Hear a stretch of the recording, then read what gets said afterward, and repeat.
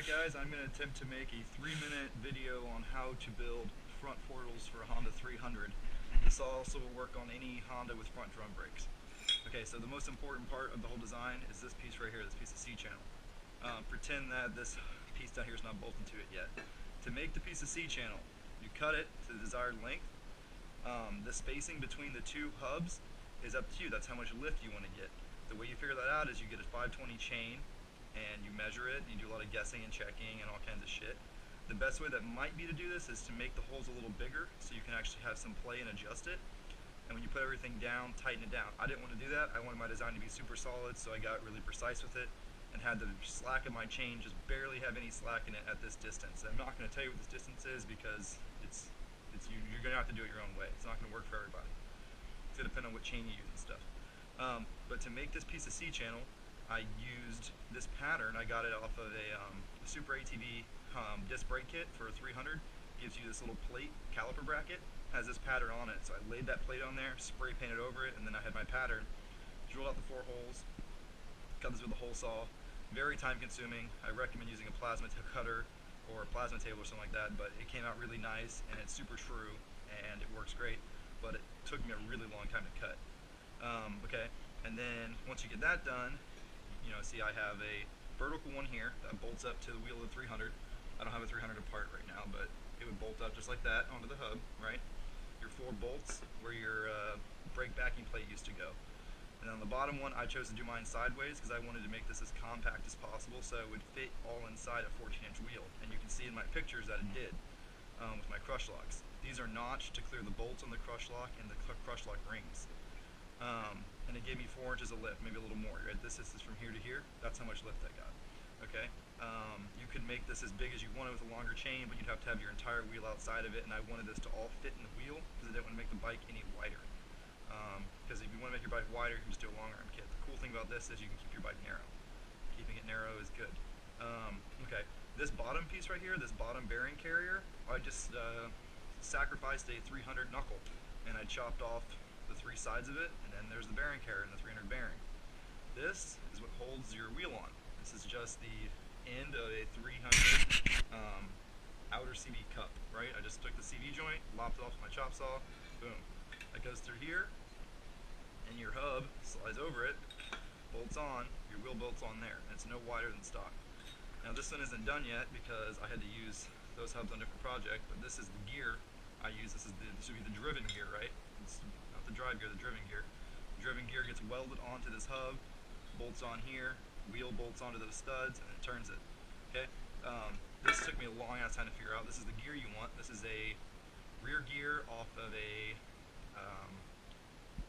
what is it? A Kawasaki KEF 300. I think it's like a Lakota or something. You can get them on eBay all day long for like $5. They're really cheap. There is the numbers on it. 2240B10 and Sunstar Japan. So with those part numbers you can find this gear. Really cheap gear, and it's pretty good. It's a 5 for a 520 chain. Okay, that's how you do the bottom part of it. The top part, so this would bolt on, right? You'd have your CV joint. You'd have your CV joint sticking through here, right, from your CV, and you'd have this exact same piece up here because all this is a 300 knuckle.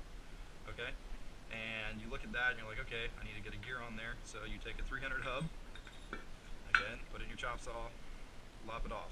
That's where you get this piece right here. All it is a 300 hub. See that? Okay, and then you weld on a gear. Now this gear, you could probably use any gear for this, any 11 tooth. I use 1122 to get, you know, 100% gear reduction, twice the gears. Is this an 11 tooth 520 gear, and I welded it on. The way I did it was I chose to sacrifice the sealing surface because I don't give a shit about seals. So I welded the gear directly to the sealing surface. The bearing surface, where this actually slides into the bearing, is untouched, right? So it's still a nice tight fit, and it's very solid. You're not really losing any strength, but you are going to have to service your bearings more. The reason I chose to do that was because I wanted mine to be as narrow as possible. I wanted this to fit in to the hub as far as I could, so the chain would just barely clear this plate, and I wouldn't have to make the bike any wider. You could choose not to do that. You could cut this hub a little farther down and then grind it and then weld this on, and you could keep your sealing surface. Also, if you weren't a ghetto MO like me, you could get this TIG welded. I use a stick welder. You could get a nice little TIG weld in there, like they do the gear reductions, kinda, and that would be more than strong enough, and you could save your sealing surface and keep it narrow. But this is just like this is my first attempt at this, so it was pretty crude. So as far as assembling it goes, once you have all the parts made, you bolt this onto your bike. You would already have the bottom hub bolted on there, bolted on with the 4 bolts. You basically bolt it on as if it was the stock drum brake backing plate. So you bolt it on, the 4 bolts, Loctite them if you want, whatever. I bolted it on, and then I actually chose to tack weld it in 2 spots. You can see the tack welds. Not because I thought it was going to break, just because I didn't want this shifting, right? Because there's going to be a lot of torque on this going this way and in reverse, which is why it's going to add a little bit of wear to your ball joints, because it's going to want to pull and push. So I just tacked it right there to keep all that stress off wearing out these bolts. And that worked really well, and I needed to remove it. I just had to grind 2 welds, good to go.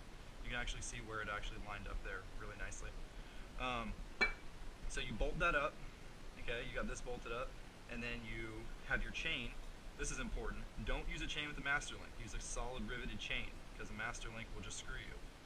Something will get caught in your wheel, in your gearbox, and it'll pull the master link off.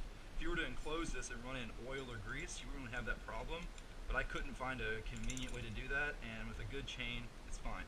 So there's your reduction, right? 2 to 1, very cool, yada yada yada. So this would be up here. You slide that onto your axle spline. Okay. At the same time, you slide this on to this bottom piece. This bottom piece comes through here like this. So you simultaneously would bolt all your stuff together. Keep in mind, this gear would be welded to this hub. So you bolt that all on, tighten it down, good to go. The hard part here is making sure your measurement between this center and this center is accurate, right? Because it's gotta get this spacing right, so you have just a little bit of free play in these gears. Now you might be used to a dirt bike where you need a lot of free play, right? Because your suspensions go up and down. This is a fixed chain distance here. This might look similar to you guys like a small block timing chain or something, right? So you don't want a lot of slack. You want it to be engaging as many teeth as it could possibly be on this bottom gear. It actually looks like this, sorry. You want most of these teeth to be engaged. You have a lot of slack, you're going to have problems. So you want it to be pretty tight, okay? And as far as all this stuff being welded, it doesn't have to be super straight, right? Because a chain's pretty forgiving. You can have a lot of play in there and it's still going to work fine. So as long as you get it mostly straight, it's going to be fine. It's not going to roll off the chain. There's not enough distance, and there's no need for a tension or anything. So yeah, that's how it would work. And then so your factory CV joint would turn this piece, and which would turn the gear, which would turn the hub, which would turn your wheel. And it's really simple. And the beauty of it is it's all supported by 2 300 knuckles cut down. And the way they bolt up, it's a machine surface designed for the brakes to bolt up to, so it's completely flat. You bolt one hub flat against it, hold this against the hub to your bike, and everything's all lined up for you. There's not a whole lot of precision measuring going on, other than the distance between these 2 holes. I think that's pretty much all you need to know. This is all the same exact shit over here.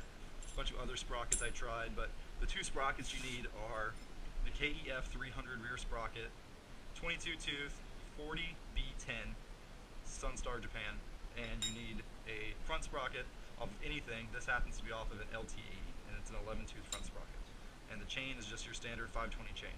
I recommend not using O-ring, which is not good for wear and stuff, but it is good for keeping everything thin and compact. If you use an O-ring chain, you're going to have to grind off some of this surface of your top hub, which means you can't run a seal there.